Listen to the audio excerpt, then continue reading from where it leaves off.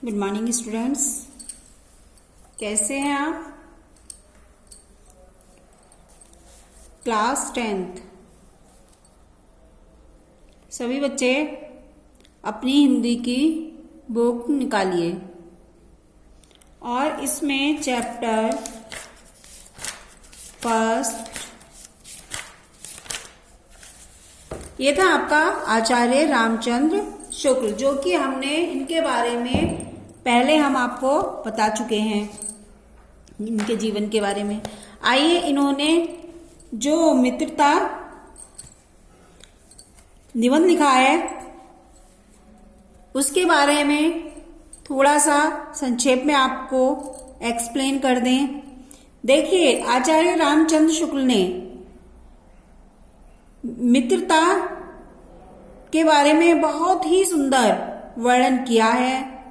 ये जो आचार्य रामचंद्र जी का मित्रता निबंध है, ये आचार्य रामचंद्र शुक्ल जी के चिंतामणि निबंध संग्रह से संकलित है।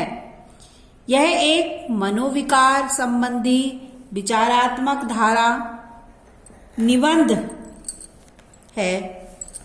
इसमें लेखक ने यह बताया है कि हमें अपने मित्र का चुनाव किस उद्देश्य से करना चाहिए, मैं इसका महत्व तथा उपयोगिता पर प्रकाश डाला है। साथ ही इन्होंने सच्चे मित्र के गुण, कर्तव्य और कुसंगति के प्रभाव की भी चर्चा की है। उन्होंने बताया मित्रता पाठ में कि जब कोई युवा अपने घर से बाहर निकलकर बाहरी यानी दूसरी दुनिया में अपना पैर रखता है या अपनी स्थिति जमाता है, तब सबसे पहली कठिनाई जो होती है उसे अपना मित्र बनाने में पड़ती है। उस समय उसकी स्थिति बिल्कुल एकांत और निराली नहीं रहती, तो उसकी जान पहचान के लोग धड़ाधड़ बढ़ते और थोड़े ही दिनों में कुछ लोगों से उसका मेल हो जाता है।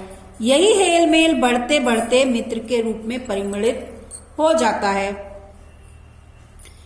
लेकिन हम लोग ऐसे समय में समाज में प्रवेश करके अपना कार्य आरंभ करते हैं, जबकि हमारा चित्त एकदम कच्ची मिट्टी के समान होता है। जो युवा वर्ग होते हैं उनकी आयु ऐसी होती है कि वो चाहें तो उस स्थिति को बिगाड़ सकते हैं, चाहे तो उस स्थिति को बना सकते हैं, महान बना सकते हैं। और ये तब होता है जब हमें अच्छा मित्र मिले। एक अच्छे मित्र से यदि हम पीछे की ओर जा रहे हैं, हम बुरी संगति में पड़ चुके हैं, तब यदि हमारे साथ हमारा अच्छा मित्र होगा तो वो हमें उस गंदगी से बाहर निकाल ले जाएगा। और यदि हमारी संगति बुरी होगी तो वह हमें पीछे की ओर धकेलता चला जाएगा। अतः हमें जब हम घर से बाहर जाएं या हम कोई मित्र बनाएं तो बहुत सोच समझकर बनाएं, क्योंकि मित्र का हमारे जीवन में बहुत बड़ा महत्व होता है। प्यारे बच्चों, छात्रावास में तो मित्रता की धुन सवार रहती है। जब हम पढ़ते हैं तो मित्र बनाने की एक धुन सी सवार रहती है। मित्रता हृदय से उमड़ पड़ती है। पीछे के जो स्नेह बंधन होते हैं उनमें न तो नई उमंग रहती है, न उतनी खिन्नता। बाल मैत्री में जो मग्न करने वाला आनंद होता है, जो हृदय को बेंध देने वाली ईर्ष्या और प्रसन्नता होती है, वह और कहाँ। कैसी मधुरता और कैसी अनुरक्ति होती है, कैसा अपार विश्वास होता है। हम एक दूसरे पर कैसे एकदम से विश्वास कर लेते हैं। हृदय के कैसे कैसे उद्गार निकलते हैं। वर्तमान कैसा आनंद में दिखाई पड़ता है। सब कुछ हमें अच्छा ही अच्छा लगता है। हमारे मित्र के बीच सच्ची अनुभूति होनी चाहिए, ऐसी सहानुभूति जिससे एक के हानि लाभ को दूसरा अपना हानि लाभ समझे। हमें ऐसा मित्र बनाना चाहिए कि यदि हम दोनों में आपस में सहानुभूति होनी चाहिए। और ऐसी सहानुभूति होनी चाहिए कि यदि एक मित्र को यदि लाभ हो तो दूसरा भी उसे समझे मेरा लाभ हो रहा है, और उसे हानि हो तो दूसरा मित्र भी ये समझे कि हानि समझे। ये नहीं कि उसके दुख में दुखी हो और सुख में खुश हो। एक दूसरे को देखकर उनमें ईर्ष्या भेद नहीं होना चाहिए। मित्रता के लिए यह आवश्यक नहीं कि दो मित्र एक ही प्रकार का कार्य करते हों। ये कोई जरूरी थोड़ी ना है कि दोनों ही मित्र एक तरह का कार्य कर रहे हों। इसी प्रकार प्रकृति और आचरण की समानता भी आवश्यक या वांछनीय नहीं है। मित्र का कर्तव्य इस प्रकार बताया है आचार्य रामचंद्र शुक्ल ने कि उच्च और महान कार्यों में इस प्रकार सहायता देना, मन बढ़ाना और साहस बढ़ाना कि तुम अपनी स्वयं की सामर्थ्य से बाहर काम कर जाओ। यह कर्तव्य उसी से पूरा होगा जो दृढ़ चित्त और सत्य संकल्प का हो। प्यारे बच्चों, जो बात ऊपर मित्रों के संबंध में कही गई है, जो बात मैंने पहले आपको बता दी है, वही जान पहचान वालों के संबंध में भी ठीक है। जान पहचान के लोग भी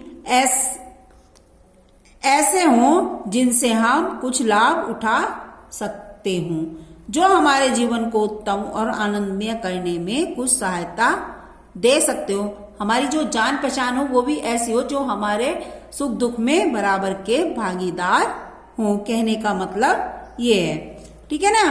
तो जब भी हम अपना मित्र बनाएं तो वह बहुत सोच समझ के बनाएं, क्योंकि मित्र जो है वो एक मित्रता का संबंध एक सच्चे मित्र की तरह से होना चाहिए। क्योंकि यदि मित्र बुरा होगा तो उसका असर बहुत बुरा पड़ेगा, क्योंकि कुसंग का जड़ सबसे भयानक होता है। यदि हम बुरे मित्रों के साथ रहते हैं, उनकी संगति का असर बहुत भयानक होता है, वो हमें पीछे की ओर धकेलता जाता है। यदि हमारी बुरी सोसाइटी होगी, गलत सोसाइटी होगी, तो वो हमें बजाय हमारी तरक्की करने की ओर से वो पीछे की ओर धकेलती जाएगी और एक दिन हम पूरे गड्ढे में गिर जाएंगे। इसीलिए बुरी संगति से बचिए और अच्छी संगति अपनाइए, क्योंकि अच्छी संगति में यदि हमारी संगति अच्छी होगी तो हम चाहे कितने भी बुरे रास्ते पर जा रहे हो, हमारा अच्छा मित्र हमें ऊपर की ओर खींच लाएगा। और धीरे धीरे उन बुरी बातों में अभ्यास होते होते हमारी घृणा कम हो जाएगी।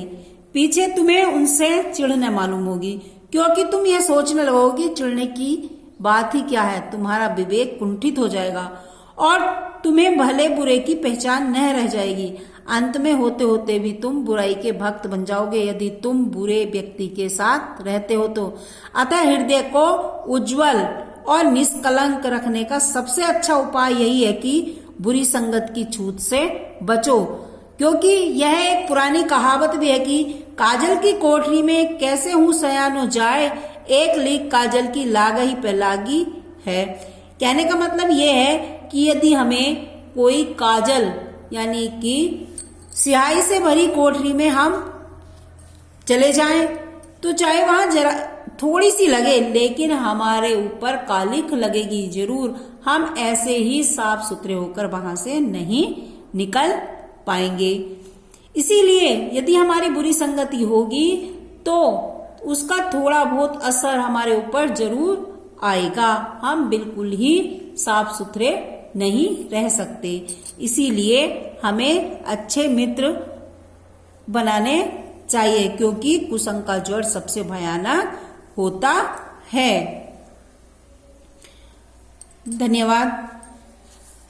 आज के लिए इतना ही। Okay, thank you.